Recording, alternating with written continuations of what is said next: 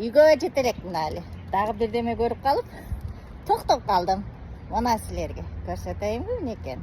Мындай холодильник экен. Көрүнүшү сонун боюнча го. Опа. Уфи, аналарын ыргытып койбоптур.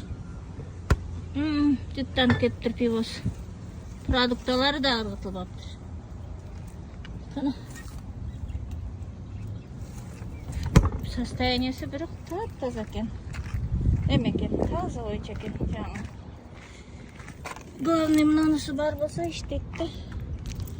Эми буну кантип жүктөсөм болот? Кантип жүктөсөм болот?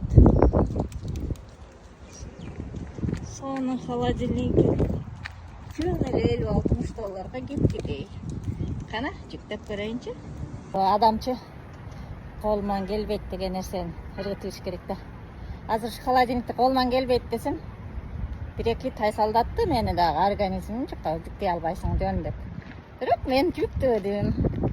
Мына. Ошентип.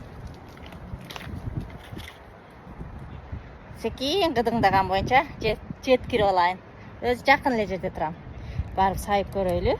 Мусорун алып ыргытып бирдим ичиндегисин. Сайып көрөйлү, иштеп калса Аллахка шүгүр.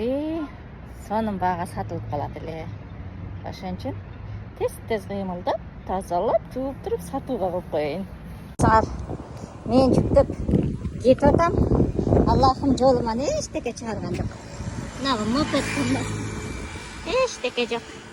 Ушинтип алып кетип атам. Жакын эле калдым, өзү үйүн жанында экен. Мен болсо ушинтип тарткылап, түрткүлөп жүктөп атып жеткирип келдим. Бул холодильнигим болсо, азыр сайып көрөбүз. Сонун эле иштейт экен. Мен жана келип эле сайып көргөм, уже бул жагы муздак болуп калды. Ушундай. Бул холодильникти дагы аман эсен жеткирип келип алдым. Эми буюрса муну тазалап туруп, бүгүн колум бошобойт, эртең тазалап туруп, анан маркетплейске содага коем. Маркетплейсте кандай сатасыз дегенде, мен муну сүрөткө тартам, 1 мүнөткө жетпеген видео тартам дагы, анан ошол жердеги ушундай колдонулган буюмдарды саткандардан эң арзанын кылып коем. Себеби менден алып кеткен адам дагы ыраазы болуп колдонсун дейм.